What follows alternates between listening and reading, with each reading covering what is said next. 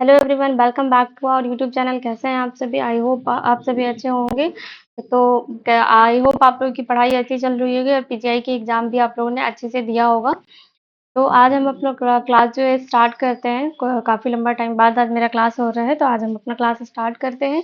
और हमारे session start करने से पहले आप लोगों के लिए एक इम्पोर्टेंट इन्फॉर्मेशन है कि अगर आप भी नर्सिंग ऑफिसर की तैयारी करना चाहते हैं या उड़ीसा में जो वैकेंसी आई है स्टाफ नर्स की उसकी तैयारी करना चाहते हैं, किसी कोई भी नर्सिंग ऑफिसर्स के लिए तैयारी करना चाहते हो, तो आज प्ले स्टोर में जाइए और वहां से जा करके अपना हमारा प्ले स्टोर से हमारा एसटीएम के एकेडमी डाउनलोड करिए। वहां से अपनी तैयारी को बेहतर गाइडलाइंस दे सकते हैं। ठीक है, चलिए बिना देरी के अपना सेशन की तरफ चलते हैं। और उसके पहले जो है फटाफट क्लास को लाइक शेयर सब्सक्राइब कर दे, चैनल को ज्यादा से ज्यादा लोगों में शेयर कर दे ताकि क्लास को शुरू किया जा सके।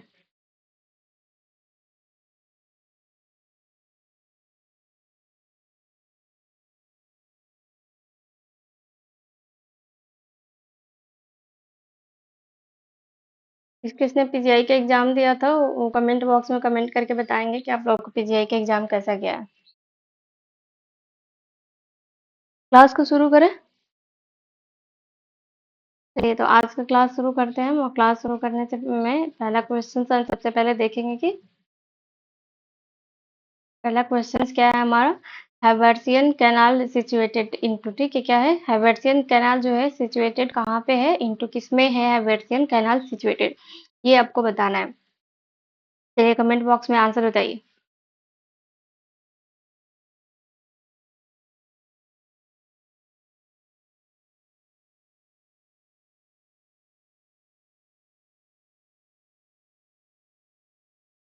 ये हमारा क्या होगा, हैवर्सियन कैनाल जो है वो बोन में होता है। ठीक है, किसमें होता है, बोन में होता है। ठीक है, हैवर्सियन सेना कैनाल जो होता है ये हमारा क्या होता है, Haversian system, Haversian system, Haversian system और स्टोन, और क्या होता है, स्टोन और the microscopy, microscopic structure unit, क्या होता है structure, microscopic structure unit of compact bone, क्या होता है कॉम्पैक्ट बोन। ये क्या होता है कि अगर जब हाइवर्सियन सिस्टम जो होता है या ऑस्टिन जो होता है उसमें जो होता है माइक्रोस्कोपिक जब आप करते हैं तो स्ट्रक्चरल यूनिट दिखता है किसका, कॉम्पैक्ट बोन को, उसे हम क्या कहते हैं, हाइवर्सियन कैनाल कहते हैं। ठीक, हाइवर्सियन कैनाल,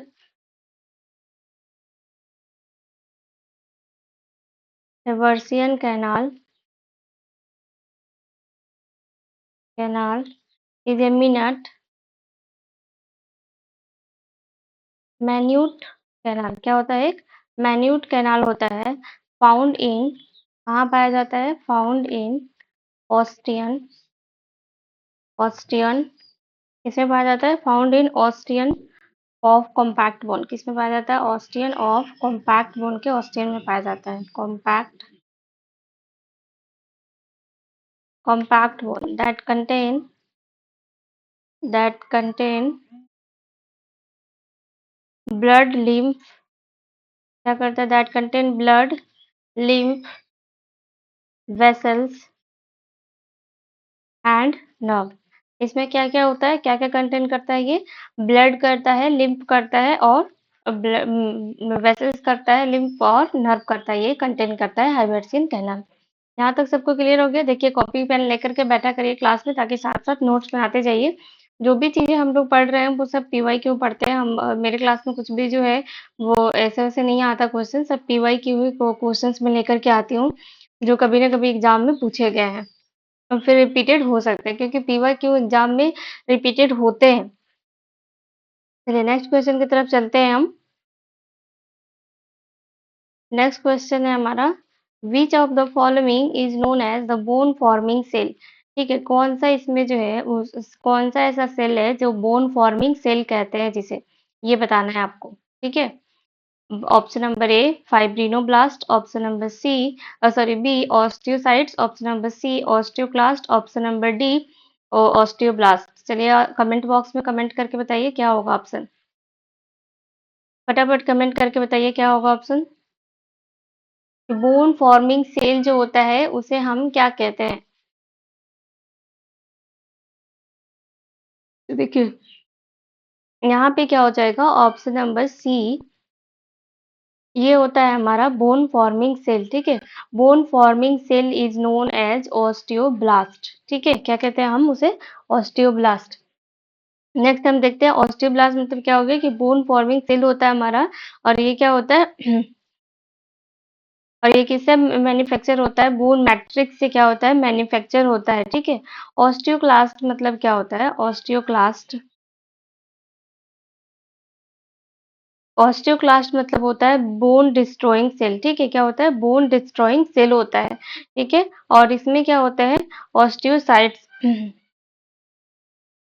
ऑस्टियोसाइट्स में क्या होता है? बोन मेकिंग सेल होता है। क्या होता है? ये ऑस्टियो बोन डिस्ट्रॉइंग सेल, यहाँ पे लिख लीजिए, एक मिनट।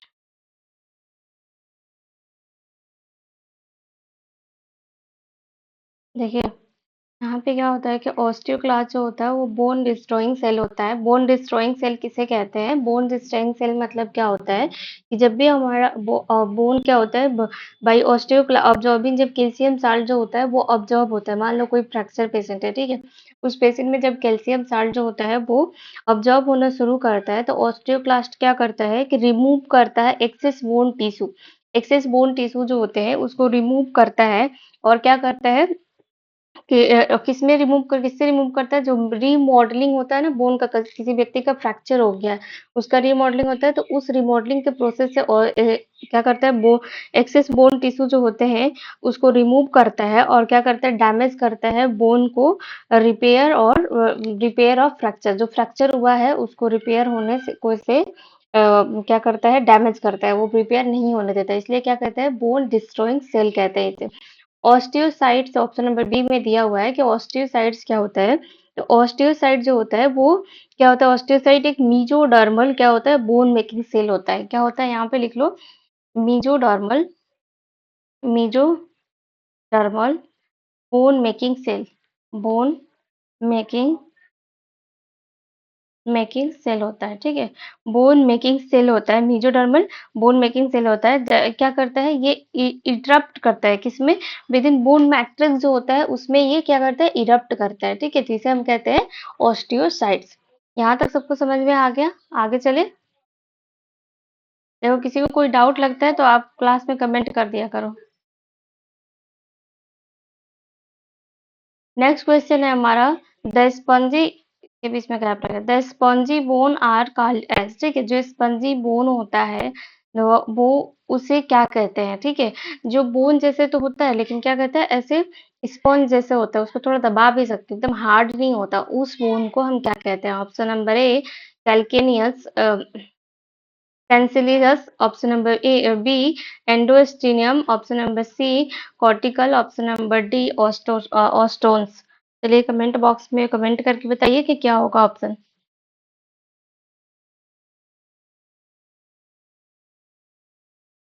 देखिए, तो यहाँ पे हमारा ऑप्शन क्या हो जाएगा? Option number A cancellous bone is a type of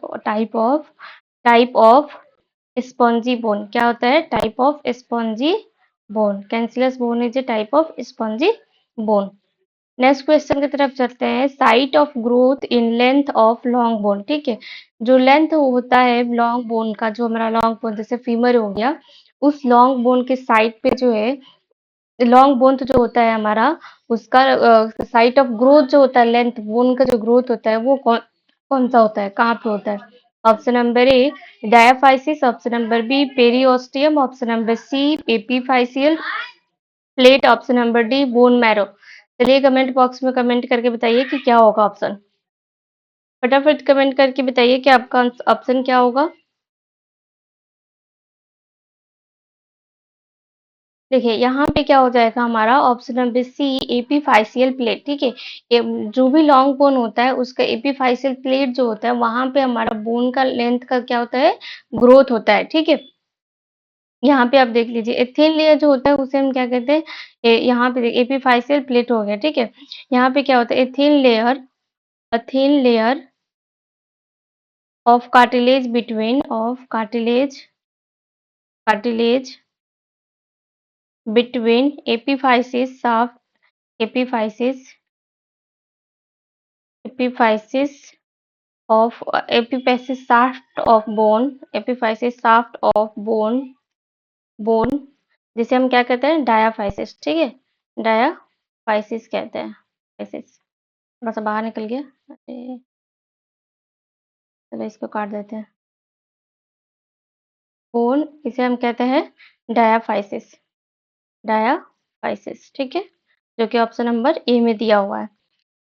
कार्ल्ड एपिफाइसियल plate, क्या कहते हैं, एपिफाइसियल एपिफाइसियल प्लेट, क्या कहते हैं इसे, एपिफाइसियल प्लेट कहते हैं। ठीक है, growth of length bone occur in this layer, क्या होता है कि इसी लेयर में जो है बोन का ग्रोथ होता है। Bone growth of bone growth of bone occur occur in this layer, in this layer. ठीक है, एपीफाइसियल प्लेट में क्या होता है, एक थिन लेयर होता है ऑफ कार्टिलेज का, जो कि बिटवीन किस पे होता है, एपीफाइसियल और साफ्ट बोन के बीच में होता है, जिसे हम साफ्ट बोन को क्या कहते हैं, डायाफाइसिस, इसे हम क्या कहते हैं, एपीफाइसियल प्लेट कहते हैं। वहां से जो होता है हमारा बोन का ग्रोथ होता है, और इसी लेयर में क्या होता है हमारा, वहीं से जो है हमारा बोन, इसी लेयर में हमारा बोन का ग्रोथ होता है, बोन के लेंथ का। नेक्स्ट क्वेश्चन की तरफ चलते हैं। Human skeleton made of total bone, human skeleton हमारा बॉडी जो है वो कितने टोटल बोन से मिलकर के बना हुआ है। स्केलेटल सिस्टम का ये क्वेश्चन है, अभी जो हम पढ़ रहे हैं वो स्केलेटल सिस्टम से क्वेश्चंस पढ़ रहे हैं। मल्टीपल सब सब्जेक्ट से हम लोग क्वेश्चंस पढ़ेंगे। अभी हम आज के सेशन में जो है कुछ कुछ क्वेश्चंस स्केलेटल सिस्टम का, और आगे देखते हैं कौन सा सिस्टम का है। तो अभी जो है हमारा, चलिए कमेंट बॉक्स में कमेंट करके बताइए कि क्या होगा। Human skeletal is made up of total bone. ये तो बहुत इजी क्वेश्चन है, बचपन से पढ़ते आ रहे हैं हम लोग। ये क्या होता है, ऑप्शन नंबर बी 206। ठीक है, क्या होता है 206। एडल्ट में क्या होता है, एडल्ट में क्या होता है 206 होता है। ठीक है, इसमें क्या होता है 206 को अगर हम करेंगे, 80 बोन जो होता है वो एक्सियल होता है, एक्सियल होता है। ठीक है, और क्या होता है, एक्सियल स्केलेटन होता है, स्केलेटन। और इसमें क्या होता है 126 बोन जो होता है अपेंडिकुलर होता है, 126 जो होता है अपेंडिकुलर होता है, अपेंडिकुलर। ठीक है, 126 बोन जो होता है अपेंडिकुलर स्केलेटन होता है, स्केलेटन। इसमें से क्या होता है कि लोअर एक्सट्रीमिटीज का जो होता है वो 62 होता है। इसमें से भी डिवाइड करेंगे तो lower and upper extremity, lower extremity, extremity and upper extremity, क्या होता है अपर एक्सट्रीमिटी, एक्सट्रीमिटी। ठीक है, लोअर एक्सट्रीमिटी का क्या हो जाता है, लोअर एक्सट्रीमिटी का हमारा 62 होता है, अपर एक्सट्रीमिटी का जो है 64 होता है। ठीक है, ये याद रखना टोटल पूरा के कितने सिस्टम में होता है। समझो क्या पड़े कि एडल्ट में जो होता है टोटल 206 बोन जो होता है ह्यूमन स्केलेटन में पाया जाता है, जिसमें से 80 जो होता है एक्सियल स्केलेटन होता है, और 126 जो होता है अपेंडिकुलर स्केलेटन होता है। ठीक है, अपेंडिकुलर में भी दो टाइप के होते हैं, लोअर और अपर एक्सट्रीमिटी। लोअर एक्सट्रीमिटी के जो है 62 होते हैं, और अपर एक्सट्रीमिटी के जो है वो 64 होते हैं। यहाँ तक सबको क्लियर है। यहाँ पे देखो, इन्फेंट, यहाँ तक सब कुछ क्लियर हो गया। नेक्स्ट क्वेश्चन में चले। सॉरी, नेक्स्ट क्वेश्चन है हमारा, which of the following should be in investigation of choice typhoid fever. ठीक है, यहाँ पे क्या पूछ रहा है कि कौन सा ऐसा इन्वेस्टिगेशन ऑफ चॉइस है जो टाइफॉइड फीवर के लिए फर्स्ट वीक में किया जाता है। ठीक है, first week of typhoid fever का फर्स्ट वीक में इन्वेस्टिगेशन ऑफ चॉइस बतानी है आपको। चलिए फटाफट कमेंट बॉक्स में आंसर बताइए कि क्या होगा। टाइफाइड तो बहुत कॉमन है, आई थिंक सबको पता होगा। फटाफट कमेंट में आंसर बताइए। तो यहाँ पे हमारा ऑप्शन क्या हो जाएगा, option number B typhoid fever जो है उसमें हम क्या करते हैं, विडाल टेस्ट करते हैं। ठीक है, क्या करते हैं, विडाल टेस्ट जो होता है वो हमारा फर्स्ट वीक में क्या होता है इन्वेस्टिगेशन ऑफ चॉइस होता है, ठीक है। बिडाल टेस्ट जो होता है, बिडाल टेस्ट में क्या होता है, प्रेजेंटिंग क्या करते हैं, सेरोटोलॉजी टेस्ट जो होता है वो मेजर करते हैं एग्लूटिनेशन टेस्ट, ठीक है। यहाँ पे लिख लीजिए ए ग्लूटिनेटिंग ग्लूटिनेटिंग एंटीबॉडीज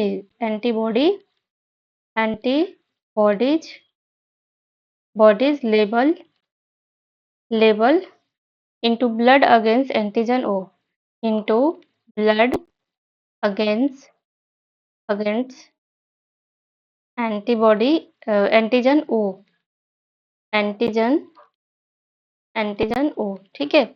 इसमें क्या करते हैं कि और ये कब अपीयर होता है, अपीयर अपीयर 6 to 8 days, ठीक है।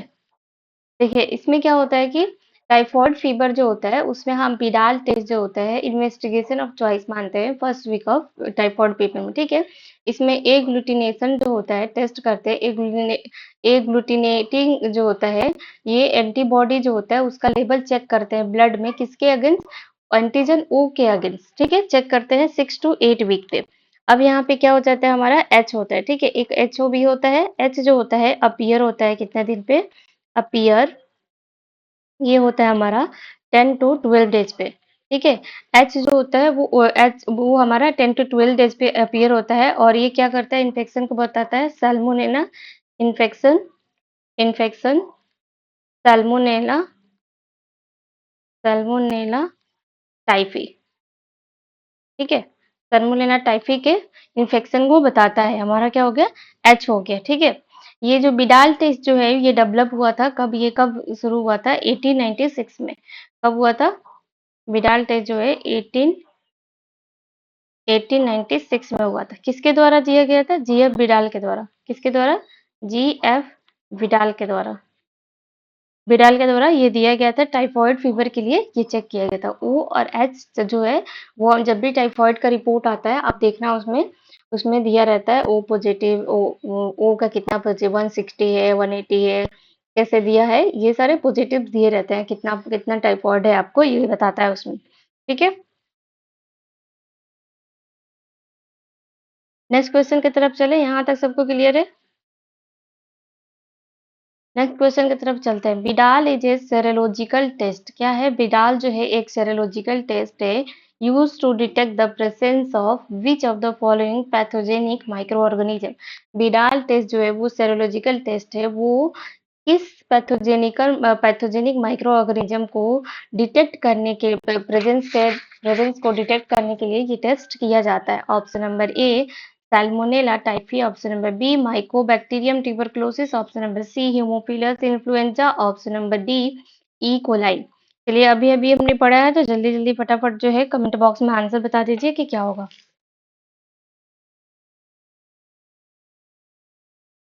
आंसर बताइए फटाफट क्या होगा। ये हमारा हो जाएगा सैल्मोनेला टाइफी, ठीक है। सैल्मोनेला टाइफी की जो होता है टाइफॉइड फीवर का पॉजिटिव पैथोजेनिक ऑर्गेनिज्म है, तो इसलिए हम लोग इसको डिटेक्ट करने के लिए जो है क्या करते हैं, विडाल टेस्ट किया जाता है। नेक्स्ट क्वेश्चन की तरफ चलते हैं हम। नेक्स्ट क्वेश्चन है हमारा, which of the following is diagnostic test for typhoid. कौन सा ऐसा है जो डायग्नोस्टिक टेस्ट ऑफ टाइफॉइड है। Option number A ELISA, option number B Widal test, option number C Schick test, option number D Mantoux test. चलिए comment box में answer बताइए। Mantoux test जो होता है वो टीबी के लिए किया जाता है, सिक टेस्ट जो होता है डिप्थेरिया के लिए किया जाता है, ठीक है। विडाल टेस्ट जो होता है वो टाइफॉइड के लिए किया जाता है और एलिजा टेस्ट जो होता है ये एचआईवी में किया जाता है, ठीक है। नेक्स्ट क्वेश्चन था हमारा ऑप्शन नंबर बी जो है ये राइट ऑप्शन हो गया, विडाल टेस्ट, ठीक है। नेक्स्ट क्वेश्चन की तरफ चलते हैं हमारा, विच ऑफ द फॉलोइंग डायग्नोस्ट ये नेक्स्ट क्वेश्चन है हमारा, विडाल टेस्ट बिलोंग टू, थोड़ा सा क्वेश्चन इधर उधर हो गया, which of the following Widal test belong to types. इस क्वेश्चन को हटा देते हैं। आई थिंक ये पूछ रहा है कि कौन सा टाइप जो होता है ये विडाल टेस्ट से है, तो एक ग्लूटिनेशन टेस्ट करते हैं, ग्लूटिनेशन टेस्ट करते हैं, ठीक है। नेक्स्ट क्वेश्चन की तरफ चलते हैं हम। नेक्स्ट क्वेश्चन है हमारा, the antigen that form loose and cotton. कौन सा एंटीजन जो है वो फॉर्म करता है लूज एंड कॉटन को? चलिए आंसर बताइए फटाफट।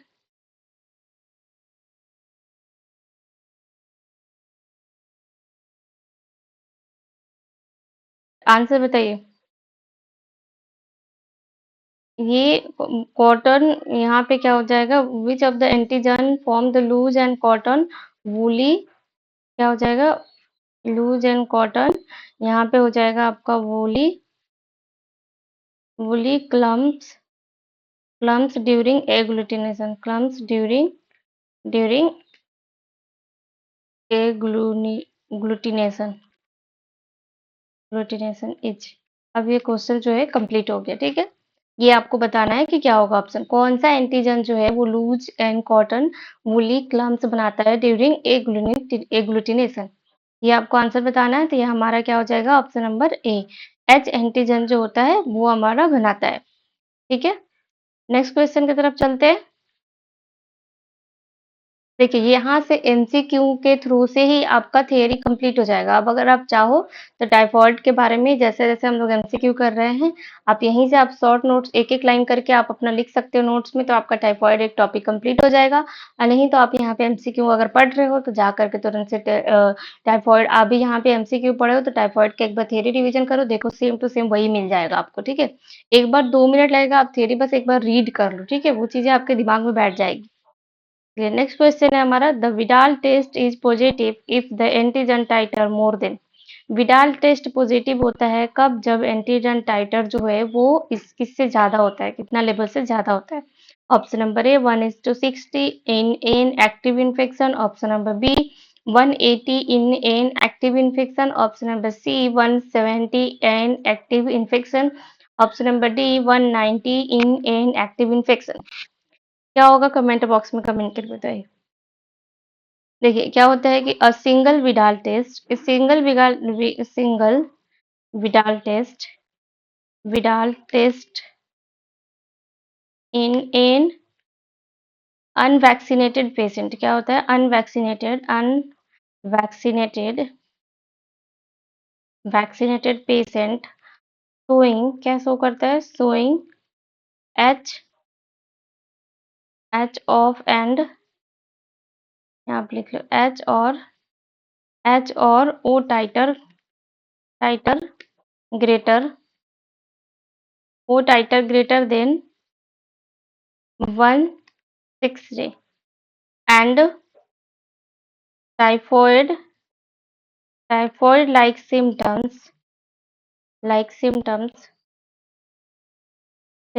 strongly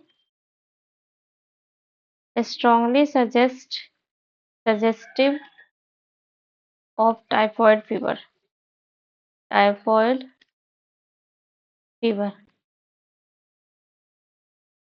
और एच टाइटर जो होता है, H titre more useful than, more useful than O titre. देखो क्या होता है कि सिंगल विडाल टेस्ट जो होता है वो एक अनएक्टिव अनवैक्सीनेटेड जो पेशेंट है उसमें क्या शो करता है, एच और ओ टाइटर ग्रेटर किससे ज्यादा होगा, 160 से ज्यादा होगा, तो वो टाइफॉइड फीवर शो करेगा, लेकिन उसके साइन एंड सिम्टम्स के साथ, ठीक है। अगर वो स्ट्रांगली क्या कर रहा है, टाइफॉइड फीवर का साइन एंड सिम्टम शो कर रहा है तो। और एच टाइटर जो होता है मोर यूजफुल होता है ओ टाइटर से, ठीक है। तो यहाँ पे हमारा ऑप्शन नंबर क्या हो जाएगा, A will be the right option, option number A 1:60 in an active infection. यहाँ तक सबको क्लियर हो गया, किसी को कोई डाउट है? नेक्स्ट क्वेश्चन की तरफ चले। नेक्स्ट क्वेश्चन है हमारा, typhoid fever is an example of. Typhoid fever जो है वो एक किसका एग्जाम्पल है, option number A acute infection, option number B chronic non specific inflammation, option number C chronic granulomatous inflammation, option number D chronic suppurative inflammation. चलिए comment box में answer बताइए अपना, किसका एग्जाम्पल है,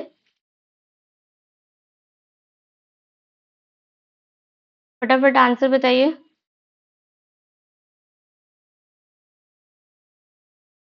ये हमारा क्या होगा, option number C chronic granulomatous inflammation क्या शो करता है? ये एग्जाम्पल किसका है? क्रॉनिक ग्रेनुलोमेटस इन्फ्लामेशन का एग्जाम्पल है। ठीक है, यहाँ पे क्या हो जाए,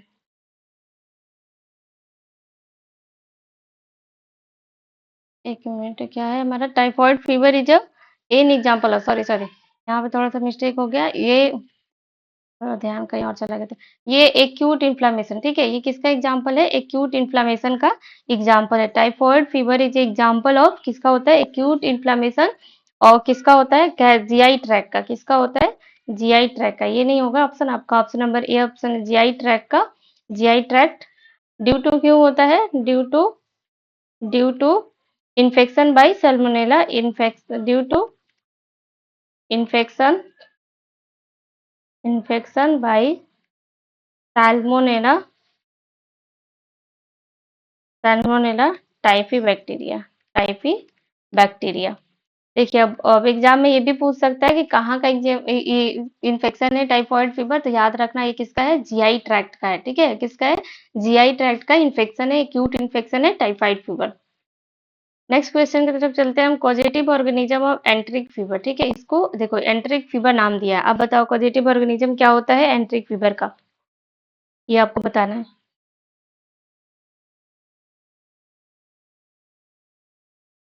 एंट्रिक फीवर को ऑल्सो नोन एज क्या कहते हैं हम? Typhoid fever. टाइफॉइड फीवर कहते हैं। ठीक है, और ये किसका एग्जाम्पल है? ये हमारा एग्जाम्पल है सैल्मोनेला टाइफी का। ठीक है, किसका है? सैल्मोनेला टाइफी का। नेक्स्ट क्वेश्चन की तरफ चलते हैं। Vaginal canal normally has. देखो अब हम ओबीसी का क्वेश्चन यहाँ पे स्टार्ट हो गया है।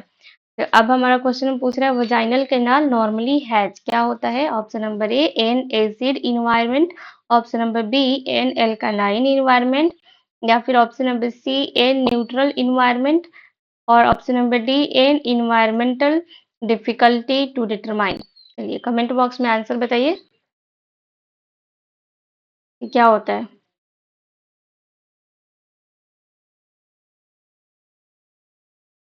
फटाफट आंसर बताइए। देखिए वजाइना का पीएच कितना होता है ये पहले आप बता दो। तो वजाइना का पीएच क्या होता है? वजाइना जो होता है हाईली एसिडिक होता है। ठीक है, क्या होता है? Vagina vagina is highly acidic, highly acidic होता है। एसिडिक, ठीक है, क्या होता है? हाईली एसिडिक होता है। पीएच कितना होता है इसका? पीएच 3.5 टू 4 होता है। कितना होता है? 3.5 टू 4 होता है। और क्यों होता है ये? Due to due to presence of presence of क्यों होता है? Presence of Lactobacillus acidophilus Lactobacillus acidophilus जो बैक्टीरिया होता है उसके वजह से होता है। ठीक है, इसे क्या कहते हैं? Called Doderlein's bacilli. क्या कहते हैं? Doderlein bacilli. ठीक है, ये क्या होता है? हाईली वजाइना जो होता है वो हाईली एसिडिक होता है। और क्यों होता है? एसिडो लैक्टोबैसिलस एसिडोफिलस की वजह से जो होता है हाईली एसिडिक होता है। इसका पीएच जो होता है 3.5 टू 4 होता है। ठीक है, नेक्स्ट क्वेश्चन की तरफ चले। यहाँ तक सबको समझ में आ गया? नेक्स्ट क्वेश्चन है हमारा। In a healthy women the only organism found in upper 2/3 of the vagina is. एक हेल्दी वुमेन है, उसके ऊपर जो 2/3 वजाइना जो है उसमें कौन सा ऑर्गेनिज्म पाया जाता है? सिर्फ उसमें पाया जाता है। Option number A moniliasis, option number B Doderlein bacilli, option number C gonorrhoea, option number D trichomoniasis. चलिए कमेंट बॉक्स में आंसर बताइए क्या होगा। तो अभी हम लोग पहले क्वेश्चन में पढ़े थे कि क्या होगा हमारा? डोडरलिन बेसिलाई। क्या कहते हैं? डोडरलिन बेसिलस जो होता है वो पाया जाता है। नेक्स्ट क्वेश्चन देखते हैं हम। Acid medium of vaginal maintain by. Acid medium जो होता है वजाइना का वो किसके द्वारा मेंटेन किया जाता है? Option number A trichomonas vaginalis, option number B staphylococci, option number C Doderlein bacilli, option number D E coli. चलिए कमेंट बॉक्स में आंसर बताइए क्या होगा।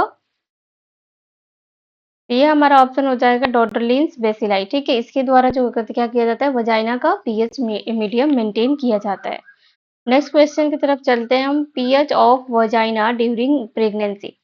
प्रेगनेंसी के दौरान जो होता है वो पीएच ऑफ वजाइना क्या होता है? नॉर्मली जो होता है वो तो एसिडिक होता है। तो अब ये बताइए कि पीएच जो होता है वो प्रेगनेंसी के दौरान वजाइना का पीएच क्या होता है, ये आपको बताना है। तो प्रेगनेंसी के दौरान भी क्या होता है, हमारा एसिडिक होता है। ठीक है, और ये एसिडिक क्या होता है ड्यूरिंग प्रेगनेंसी, क्या होता है, यहाँ पे लिख लीजिए। During pregnancy, during pregnancy proliferation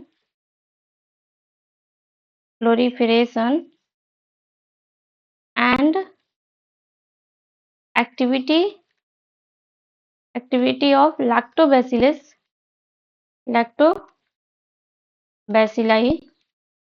due to increase, क्या कहता है, due to increase level of oestrogen. Oestrogen का लेवल क्या करता है, बढ़ जाता है। एंड विच कॉज क्या करता है, which cause increase acidity of vagina, acidity of vagina. ठीक है, प्रेगनेंसी के दौरान क्या होता है, प्रोलिफरेशन होता है और एक्टिविटी ऑफ लैक्टोबैसिलस जो होता है वो उसका, और ड्यू टू क्यों होता है, क्योंकि एस्ट्रोजन का लेवल प्रेगनेंसी में बढ़ जाता है, तो इसलिए उसका एक्टिविटी बढ़ जाता है लैक्टोबैसिलस का, और प्रोलिफरेशन होने लगता है जिसकी वजह से एसिडिटी और बढ़ जाती है वजाइना का। तो प्रेगनेंसी के दौरान भी क्या होता है, वजाइना एसिडिक होता है। ठीक है, यहाँ तक सबको समझ में आ गया? किसी को कोई डाउट है? नेक्स्ट क्वेश्चन देखिए। The opening of Bartholin duct are situated in. Bartholin duct का ओपनिंग जो है वो कहाँ पे सिचुएटेड है? Option number A vagina, option number B uterus, option number C superficial perineal pouch, option number D vestibule. चलिए comment box में answer बताइए क्या होगा।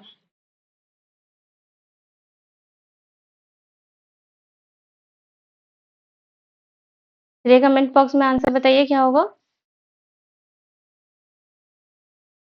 फटाफट आंसर बताइए। ये तो बहुत कॉमन क्वेश्चन है जो कि आप लोगों को आना चाहिए बिल्कुल।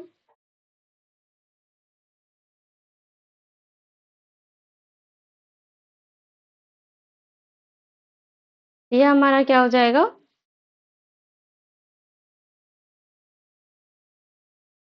बार्थोलिन ग्लैंड का ओपनिंग जो होता है वो किसमें होता है हमारा, ये आपको बताना है। ठीक है, ये हमारा क्या हो जाएगा, ऑप्शन नंबर वेस्टिब्यूल में होता है। ऑप्शन नंबर डी जो होता है, ऑप्शन नंबर डी हमारा राइट ऑप्शन हो जाएगा, वेस्टिब्यूल। ठीक है, कहाँ पे होता है, वेस्टिब्यूल। अगर हम देखें, इमेज बना करके देखते हैं, यहाँ पे एक इमेज ले लेते हैं छोटा सा।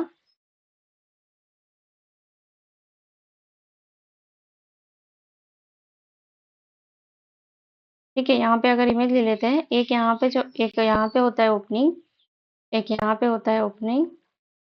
ठीक है, एक यहाँ पे होता है। ठीक है, ये हमारा क्या हो जाएगा,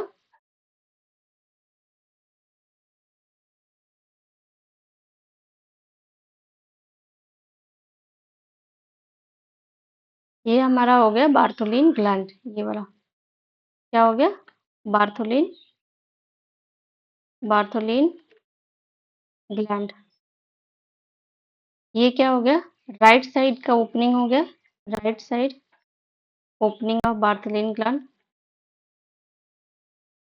और क्या हो गया हमारा, ये राइट साइड हो गया। ठीक है, और ये हमारा क्या हो गया, वजाइनल ओपनिंग हो गया, वजाइनल ओपनिंग। और ये हमारा क्या हो गया, यूरिथ्रल ओपनिंग, यूरिथ्रल ओपनिंग। ठीक है, इसे हम क्या कहते हैं, वल्व वेस्टिब्यूल, वल्व वेस्टिब्यूल। ठीक है, यहाँ तक आपको समझ में आ गया। ये हमारा क्या हो गया, यूरिथ्रल ओपनिंग, वजाइनल ओपनिंग, और यहाँ पे राइट साइड का ओपनिंग, यहाँ पे लेफ्ट साइड का होगा। ठीक है, यहाँ पे एक लेफ्ट साइड का। तो हमारा क्या हो गया, टोटल चार चार ओपनिंग हो गया। यहाँ पे क्या हो गया, बार्थोलिन ग्लैंड, ये हम इसे क्या कहते हैं, बार्थोलिन ग्लैंड हो गया। या ये कहाँ होता है, opening of Bartholin duct are situated कहाँ पे होता है, हमारा वेस्टिब्यूल में होता है, ठीक है। यहाँ तक क्लियर हो गया। नेक्स्ट क्वेश्चन की तरफ चले। The forward bending of uterus in relation to vagina is called. Uterus जो होता है उसका फॉरवर्ड बेंडिंग होता है और यूट्रस के साथ उसके रिलेशन को क्या कहते हैं? Option number A anteflexion, option number B plantar flexion, option number C anteversion, option number D dorsiflexion. क्या होता है ये आपको बताना है, फटाफट बताइए क्या होगा।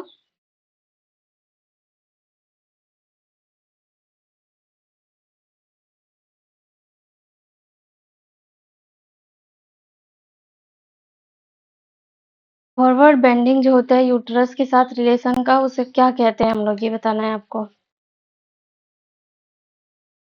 आंसर बताइए फटाफट।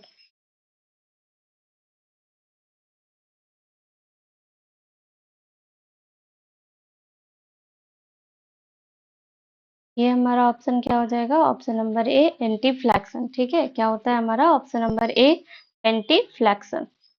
एंटी फ्लैक्शन क्या हो जाएगा? हमारा relation of the vagina uterus का के साथ बेंडिंग होता है, फॉरवर्ड बेंडिंग, उसे हम कहते हैं anteflexion. Option number A will be the right option. Next question की तरफ चले। Uterus with depression called at the fundus. Uterus का जो होता है डिप्रेशन होता है एट द फंडस पे, उसे हम क्या कहते हैं? इसे हम कहते हैं arcuate. Option number A arcuate uterus, option number B bicornuate uterus, या फिर option number C septate uterus, option number D uterus didelphys. तो यह हमारा फिर क्या हो जाएगा? Option number A arcuate uterus, ठीक है। आर्क्यूएट यूट्रस जो होता है उसे हम कहते हैं depression of uterus with depression. इसका क्या होता है आर्क्यूएट, मतलब ये क्या हो जाएगा? बो शेप क्या हो जाता है, मीन्स यहाँ पे बोर्ड और आर शेप्ड यूट्रस। क्या होता है? Shaped uterus which is bone, which is one of the most common, क्या होता है? Most common congenital uterine abnormality होती है। यूटेराइन एबनॉर्मिलिटी होती है, एबनॉर्मिलिटी। लेकिन ये क्या करता है? That does not affect fertility, but ये क्या करता है? फर्टिलिटी को अफेक्ट नहीं करता है, ठीक है। ये क्या होता है? मोस्ट कॉमन क्या होता है? कॉन्जेनाइटल यूटेराइन एबनॉर्मिटी होती है, बट ये फर्टिलिटी को क्या करता है? अफेक्ट नहीं करता है। यहाँ तक क्लियर है सबको? नेक्स्ट क्वेश्चन की तरफ चले। Which of the following is the mucus lining of uterine cavity. Mucus lining कौन सा होता है यूटेराइन कैविटी को, ये आपको बताना है। Option number A ectometrium, option number B endometrium, option number C perimetrium, option number D myometrium. चलिए कमेंट बॉक्स में कमेंट करके बताइए। तो ये हमारा क्या हो जाएगा कि म्यूकस लाइनिंग ऑफ यूटेराइन पूछा है, तो ये हमारा हो जाएगा ऑप्शन नंबर बी एंडोमेट्रियम, ठीक है। नेक्स्ट क्वेश्चन की तरफ चलते हैं। हमारा uterine pacemaker is situated at. Uterine pacemaker जो है वो कहाँ पे सिचुएटेड होता है? Option number A cornua of uterus, option number B isthmus, option number C cervix, option number D body of the uterus. चलिए comment box में answer बताइए क्या होगा। ये हमारा ऑप्शन हो जाएगा कॉर्नुआ ऑफ यूट्रस, ठीक है। क्या हो जाएगा हमारा? Cornua of uterus. Next question है हमारा what is the normal size of uterus. Size of uterus का नॉर्मल साइज पूछ रहा है। Option number A 7.5 1.5 1 centimetre, option number B 9 2 और 2 centimetre, option number C 7.5 2.5 1.5 centimetre, option number D 7.5 5 और 2.5 centimetre. चलिए comment करके आंसर बताइए। तो ये हमारा ऑप्शन नंबर डी हो जाएगा 7.5 5 और 2.5 सेंटीमीटर। यहाँ पे देखना 7.5 ढाई 5 और 2.5 सेंटीमीटर, ठीक है। ऐसे करके याद रख सकते हो आप। और नॉन प्रेग्नेंट में क्या होता है? नॉन प्रेग्नेंट वुमेन में वेट जो होता है वो 60 ग्राम होता है यूट्रस का, ये भी याद रखना, ठीक है। तो इसी के साथ जो होता है आज का क्लास हमारा यहीं पे खत्म होता है। अगर किसी को कोई डाउट है तो आप क्लास में पूछ सकते हो, ठीक है? और कमेंट बॉक्स में पार्टिसिपेट करिए ताकि हमें भी लगे कि हाँ, बच्चे इंटरेस्ट से पढ़ रहे हैं, थोड़ा हमें भी एनर्जी मिले और हम भी आपको जो है एकदम फुल ऑफ एनर्जी के साथ पढ़ाएँ और आप लोग भी ज़्यादा से ज़्यादा क्लास को जो है वो शेयर किया करें दोस्तों में ताकि जो है क्लास को ज़्यादा से ज़्यादा लोग देखें, अच्छे से पढ़ पाएँ और अच्छे से कंटेंट उनके साथ मिल पाए क्योंकि हम यहाँ जो भी क्वेश्चन डिस्कस करते हैं वो सारे पीवाईक्यू डिस्कस करते हैं तो ये बहुत इम्पोर्टेंट है और क्वेश्चंस का लैंग्वेज भी यहाँ पे पता चलता है कि क्वेश्चन अगर पीवाईक्यू में आया है तो किस तरीके की लैंग्वेज से क्वेश्चन पूछा जाता है। कंपटीशन तो बहुत हाई हो गया है तो अभी सिंपल सेंटेंस में क्वेश्चंस नहीं पूछे जाते हैं। हर क्वेश्चंस को जो होता है घुमा फिरा के पूछा जाता है।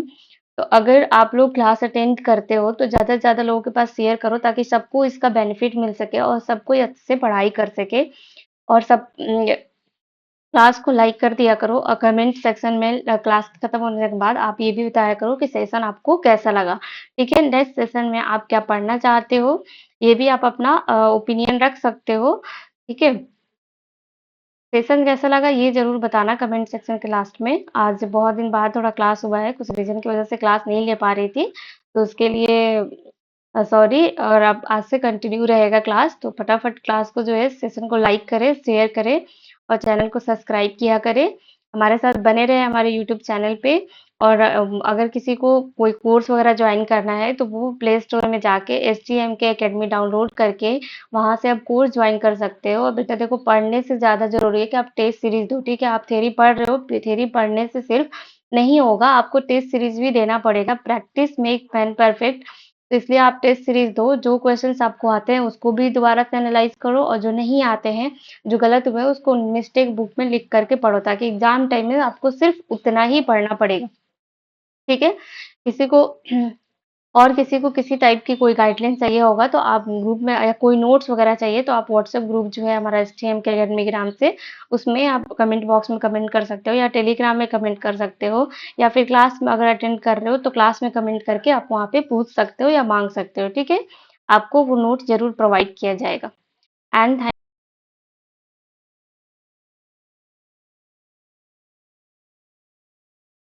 Thank you so much.